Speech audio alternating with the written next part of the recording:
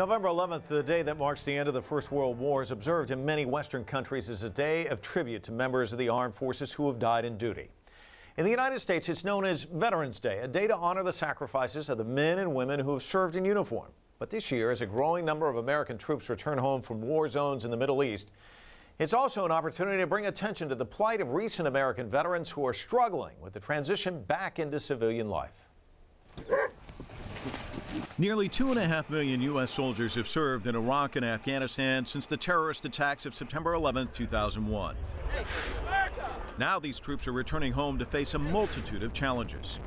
According to the U.S. Bureau of Labor Statistics, the current unemployment rate for post-9/11 veterans is 10%, well above the national average of 7.9%. And 30% of young veterans between 18 and 24 years old are struggling to find work. More than a quarter of recent veterans are living with a disability as a result of physical injuries and psychological trauma from combat. Homelessness has also become an epidemic among American veterans, with an estimated 67,000 veterans sleeping on the streets on any given night. And new statistics show that 18 veterans commit suicide every day in the United States, as a growing number of post-9/11 veterans struggle with mental health issues and depression. So long after the battles end, long after our heroes come home, we stay by their side. That's who we are. And that's who we'll be for today's returning service members and their families. Because no one who fights for this country overseas should ever have to fight for a job or a roof over their head or the care that they have earned when they come home. The federal government has taken steps to address the growing unemployment crisis among post-9/11 veterans. Good morning. Granting tax breaks to businesses that hire veterans and providing more than $100 million in grants to local organizations that provide support to veterans and their families. I want to send a very clear message to the men and women who are wearing or who have worn our country's uniform and to their spouses.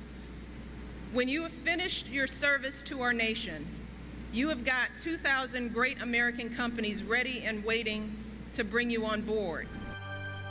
In April 2011, First Lady Michelle Obama and Dr. Jill Biden, wife of Vice President Joe Biden, teamed up to launch the Joining Forces Initiative, challenging Americans to get involved in helping veterans transition back into civilian life. You can also plug in a zip code to find opportunities nearby. So far, the initiative has secured the pledges of more than 2,000 companies to hire or train 250,000 unemployed veterans and 50,000 military spouses by 2013.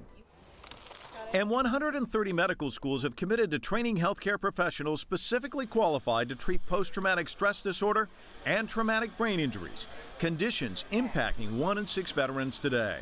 These are all wounded warriors. But a new report from Reuters news agency reveals that a record 45% of post-9/11 veterans are now seeking compensation for service-related injuries, with most applications taking more than 4 months to be processed.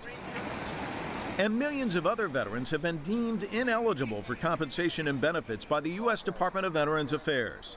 The Obama administration has blamed the economic crisis and the growing U.S. deficit for its inability to provide benefits to more veterans.